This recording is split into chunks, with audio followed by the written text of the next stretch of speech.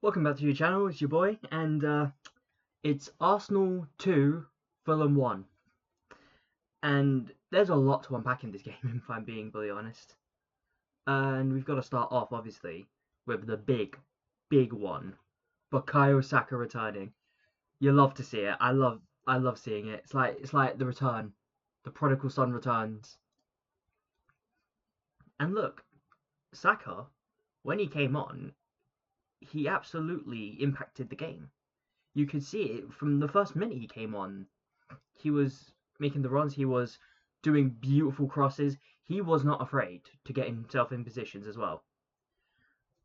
And that goal he got as well, yeah, fair enough. You can seldom get an easier goal than that. But to get that goal, it just meant something. You could tell. It meant something to him. It meant something to the fans. It meant something to the whole squad. And that's the kind of player Bukayo Saka is. Other things we need to discuss as well. Gabriel Martinelli. I thought he had an absolutely brilliant game today. I can't lie. I've been on his case. I'm pretty sure if you look back in my other videos, you will see I was on his case for quite some time. But credit where it's due. He had an absolute beauty of a game today. And that assist that he got, I can't tell whether he was trying to flick it past into the goal or if he wanted to pass to Saka. But I'll give him the benefit of the doubt and say that he was going to pass it to Saka. And what an assist it was. I wanted him to score. He did actually score, but it got disallowed, offside. But it wouldn't have been unjust, if I'm being honest. That's the kind of Martinelli that we want to see more often. He had a beautiful game. He dictated. He made the runs. He took on the opposition. He put the crosses in. And we got to see more of that. What else is there? Some other news to talk about. Obviously, well, not really news, but something else to talk about. Why can't we keep a clean sheet? I didn't watch the thing. I was there at the game, but I left when the added time was announced because I need to catch a train. But I heard them celebrating as I was leaving the stadium, and I saw it was 2-1 Fulham, so I didn't see the thing at first. Now I've looked back at it. Here's what I can say. So I can't tell what led to the actual build-up itself, but Lewis Skelly was so far committed into an attacking kind of area that when the ball got to the Fulham player, he was nowhere to be seen. And that cross, let's be real, it should have been a better shot, really. William Saliba got very unlucky in that one. It's an unlucky goal to score, but at the same time, we're 2-0 up. The last few minutes, there's no need to go attacking, really. Just defend. Defend and try and get that clean sheet. Other news, of course, is that, and this is probably the second biggest one, Gabriel injury and Timber injury as well. I don't know the details about Timber, but apparently Gabriel suffered a hamstring injury. They reckon that it's not a good one whatsoever. But even then, a minor hamstring injury can take up to 2 weeks. So it's more than probable that we're about to miss the game. Sorry, he's about to miss the game against Real Madrid, and that is absolute heartache. I do not want to watch a game against Real Madrid with fucking Jakub Kiwior. I don't want to do it. Jakub Kiwior, I don't think he's a good defender. I don't. And look, I don't know whether it comes to just him sitting on the bench all season, or maybe it's something else, but in general, the kind of mistakes that he makes when he's put under pressure, I don't think he's I don't even think he's a Premier League player. I reckon, and this is my opinion, by the way, you can disagree with this, But I actually think Yakukiwa is a championship level player. So to have that kind of player against fucking Real Madrid, I am not looking forward to it. But overall, the positives are 3 points, Gabriel Martinelli masterclass, and Bukayo Saka returning. Those are the 3 big positives. And now we're going into our player ratings. Starting off with David Raya. David Raya made a lot of good saves in that game, definitely. The goal that he conceded, it was a deflection. He was already going in the other direction. Not his fault. But yeah, he made some big saves in that game. Most of them were directly towards him. But still, you've got to react to those. You can't fault him for something that the opposition didn't do. Because of that, I think David Raya, I'll give him an 8. I think he deserves an 8. In our defence, Miles Lewis-Skelly. Look, occasionally got caught out on it. What's it? He intercepted the ball a few times, I believe. He was finding space, and I was actually getting frustrated. Because I was saying, look at the space that Miles Lewis-Skelly's got. Pass it to him, pass it to him. But we kept on mucking around with it. But overall, I can't really fault him for that. He was finding the space. He was doing some decent interceptions. He looked like he was the one who wanted to make the team go forward. I'll give him a 7. William Saliba, he made some impressive challenges today. He did look very solid, very on form today. There's not really much to really say about him, especially considering that he lost Gabriel next to him as well. And of course, that's probably going to affect the morale, but still.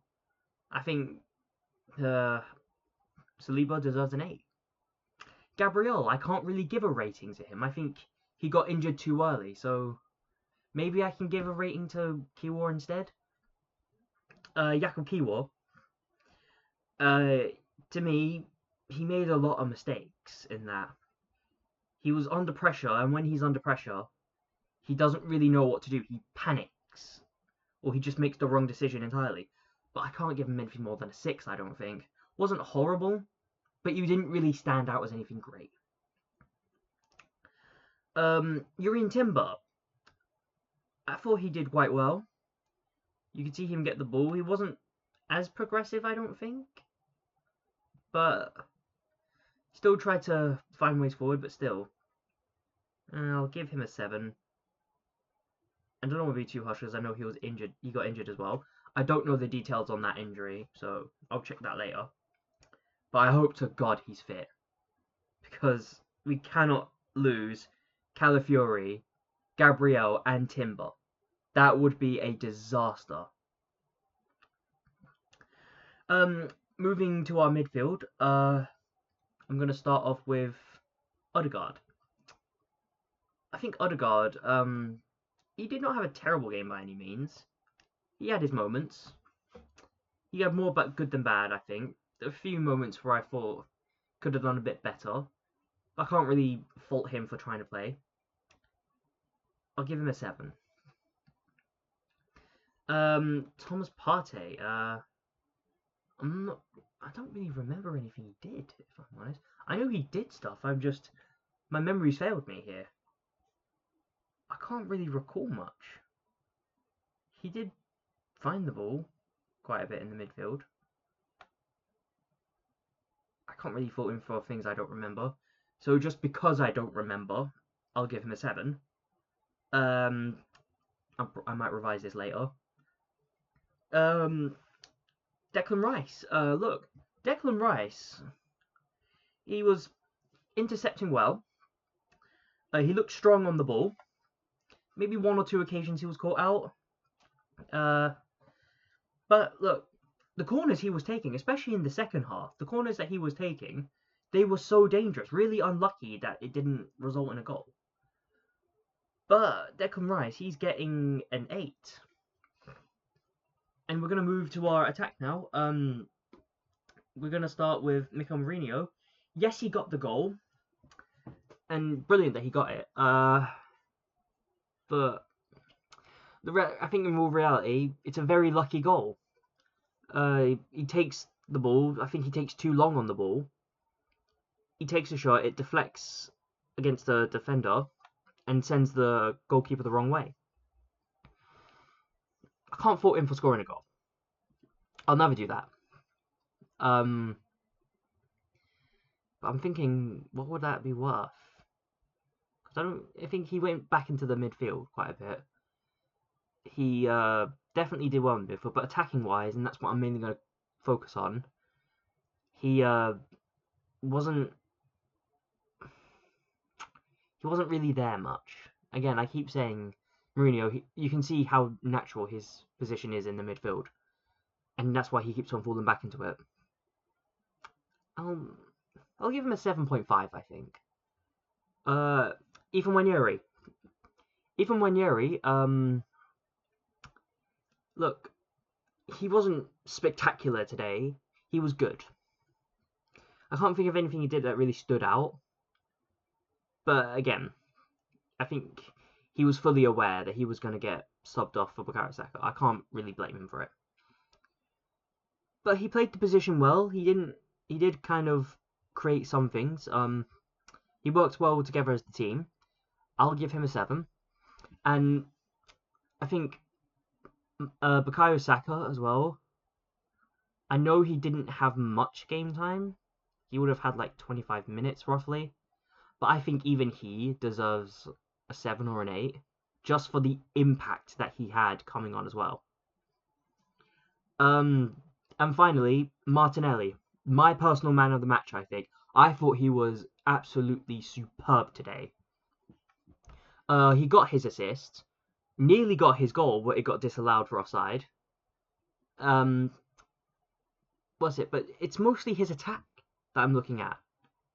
And that little nutmeg that he did, I don't think that's going to escape my sight. That was beautiful. But he wasn't afraid to take on the defenders today. He even a few times actually cut in, which is the one thing that I kept saying he needs to do more of. Cut in, take on the defenders, and look, he does it. He runs up and down the pitch for you. I think Martinelli deserves a 9. Moving in to why can't I talk today? Moving into our manager, Mikel Arteta. And I think he was very unfortunate, obviously, to get